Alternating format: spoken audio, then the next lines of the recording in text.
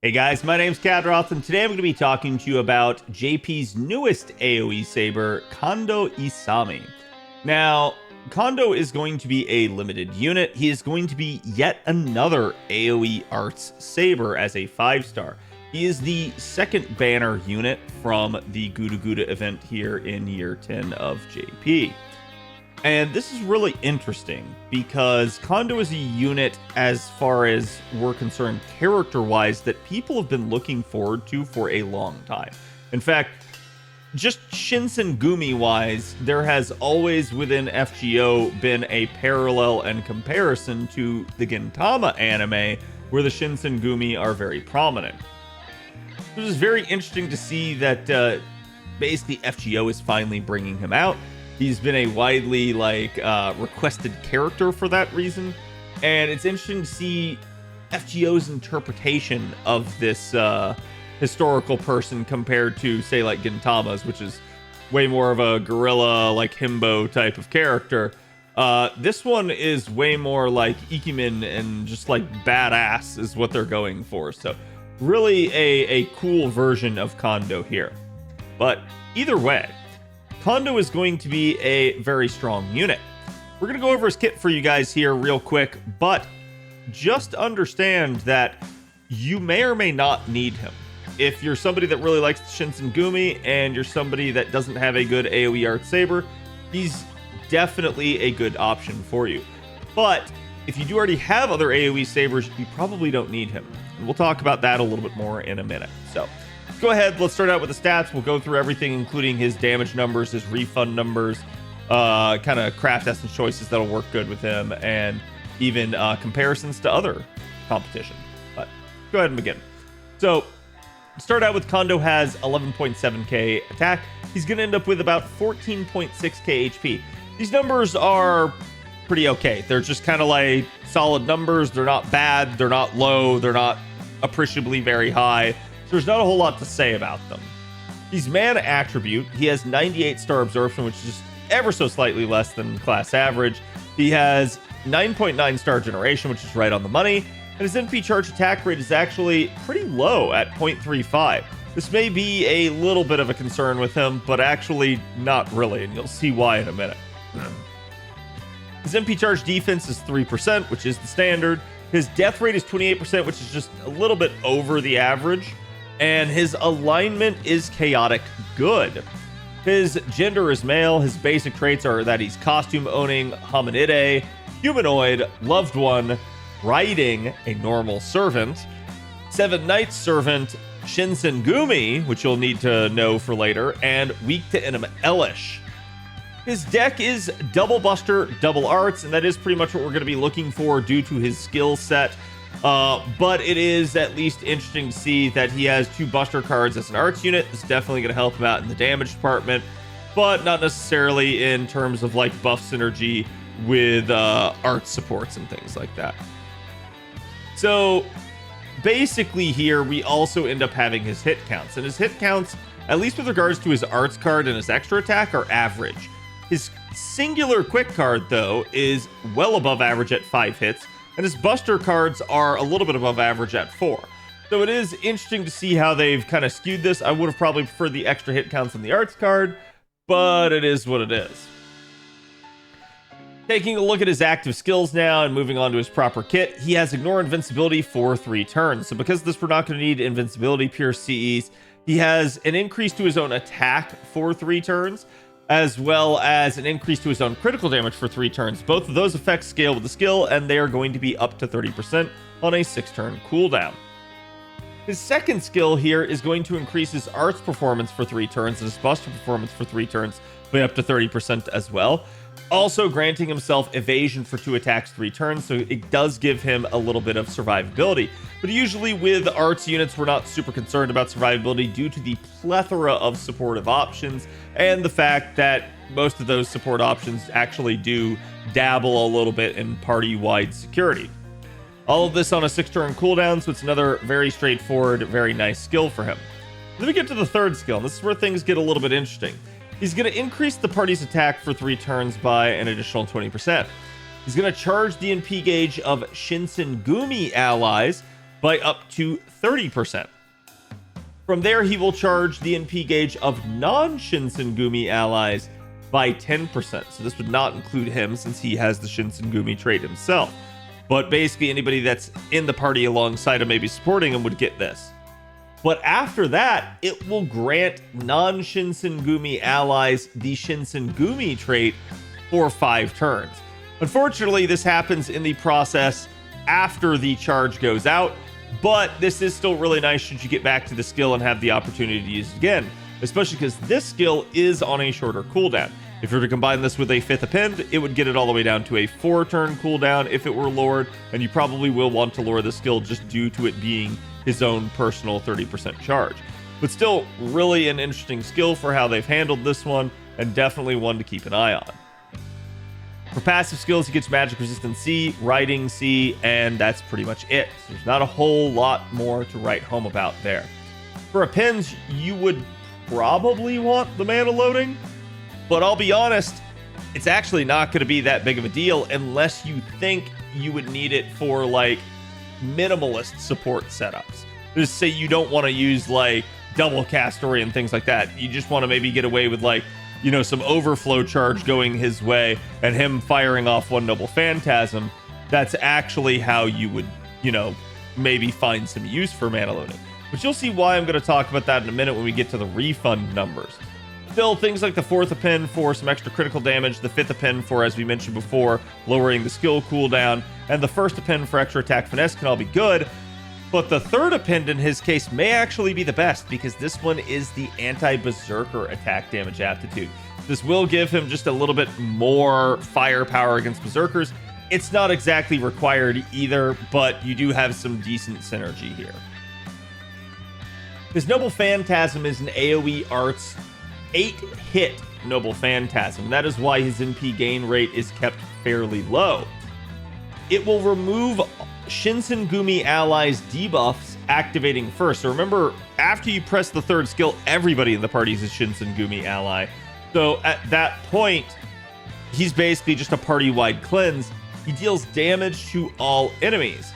And then his overcharge effect is going to increase the quick arts and buster performance of Shinsengumi allies, including himself, for 3 turns. So this will scale as he loops through a node or against a similar set of enemies. This will make it quite a bit more powerful in that regard as he continues on. But it does start basically at only 10%. So if you do manage to get some overcharge or put him second in an MP sequence, you can get a little bit more firepower here. But remember, it is 3-turn duration. So even if you got like, you know, a little bit more overcharge, say in turn 1, it would still carry over all the way to turn 3. So still a really, really good idea to try to like get some sort of overcharge on him if you can without ruining the comp somehow. So again, just on paper, Kondō's very simple. What's going to make him stand out? Well, his refund, actually.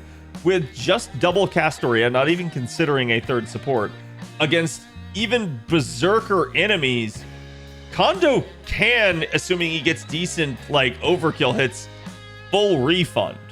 Against anybody not a berserker, so just like, you know, like neutral setup or better type of enemies, Kondō can get to 100% refund with only 2 overkill hits against 3 enemies.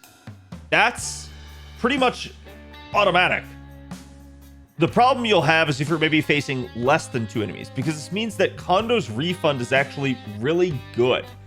And we haven't seen a unit like this for arts in at least a hot second.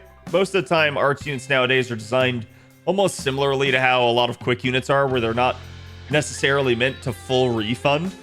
But Kondō is somebody that actually does appear to be that way. So on screen now we have the charge breakdowns for various different comps. Kondō can work with basically neutral enemies in a 3-3-X type of setup. So that's 3 enemies in the first wave, 3 in the second. Who cares what's in the third? He can also work in a 2-2-X setup. So 2 enemies in the first wave, 2 in the second, and who cares what's in the third? So that means his refund is good enough that you can still kind of brute force him through some of these scenarios. And even against classes that are maybe not necessarily going to get the best refund, like berserkers. So at the end of the day, you can make him work with things like double Castoria fairly easily.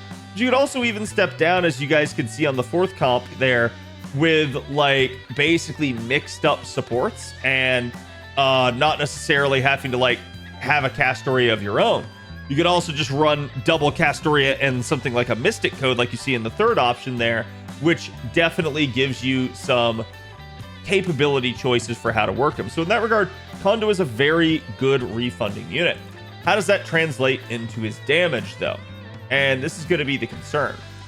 So obviously for things like craft essence recommendations for Kondō, we are pretty much just going to be recommending as much firepower as you can get. So things like Black Grail are obviously going to be really nice, or some sort of equivalent to it. If you have to start with a 50% C, something like Ocean Flyer would be really good. But again, refund really shouldn't be your issue for Kondō, and he does have Invuln Pierce. The odds are you're not going to need some sort of like specialist CE for most of the things that you do.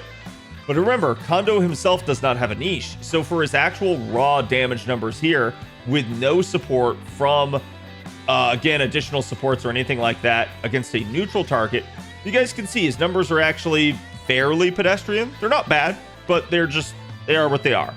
Because again, he is a limited 5-star. You're not necessarily going to have an easy time getting additional copies, but if you feel free to roll for them, you will definitely get a nice bump up in damage output, as you guys can see.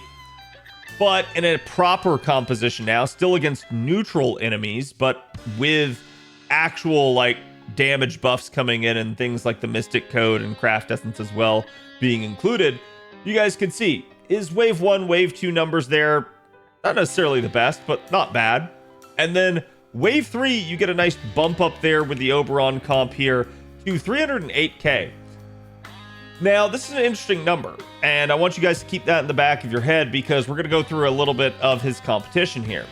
Muramasa is the elephant in the room when it comes to Kondō. Kondō is not a bad unit by any means, but Kondō does not have a niche, and Kondō quite literally is going up against a unit that is one of the best kits in the game, combined with they also just got a really nice NP interlude. So Muramasa hits like a Mack truck now, and performance is very similar to Kondō in waves 1 and 2 in that regard. So to me, if your choice between Muramasa and Kondō, the choice to me would be to go with Muramasa. But who knows? Maybe you prefer one unit over the other. It is what it is. I'm not going to say that, like, you know, Kondō is a bad unit by any stretch of the imagination. He's not. The issue is simply that Muramasa is very strong right now, and Muramasa always has had one of the better kits.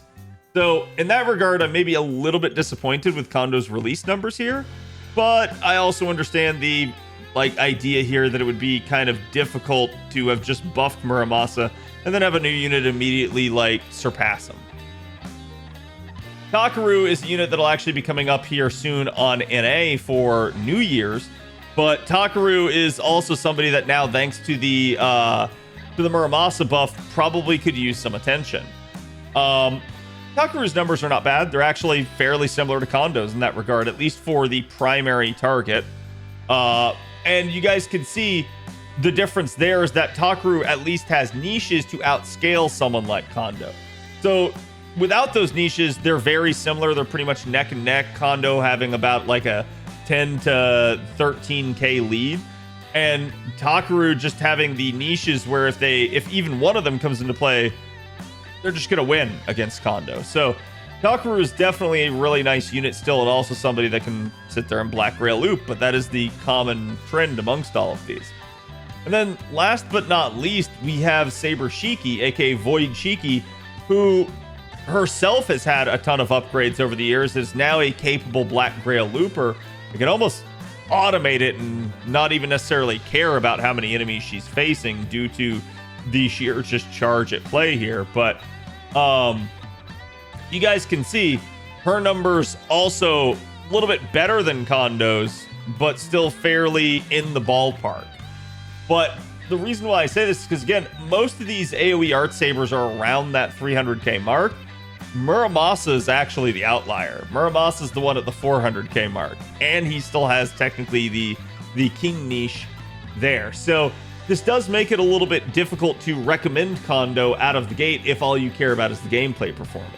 He is not a bad unit, but there is technically a decently higher damaging unit. There's somebody that basically is doing 25% more damage than him at functionally his best. So it is an interesting problem to have. But how do you guys feel about Kondō? Like, do you guys think he's actually worth?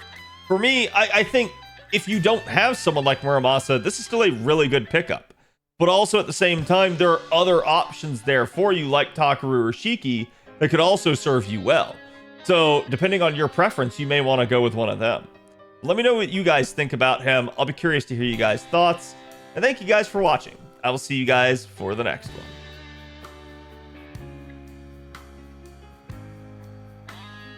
Thank you guys for watching. Don't forget to like, comment, and subscribe. Definitely helps me and the channel out. And I will see you guys for the next one. Kondō's MP is pretty cool though. It is. Like, I actually really like what they did with his MP. Similar deal. It's like, makes me jealous because I'm like, oh man, like, can we get like some sort of like Artoria upgrade or something where it's like, oh yeah, you have like all the knights of the round like going after someone. That'd be really cool as well.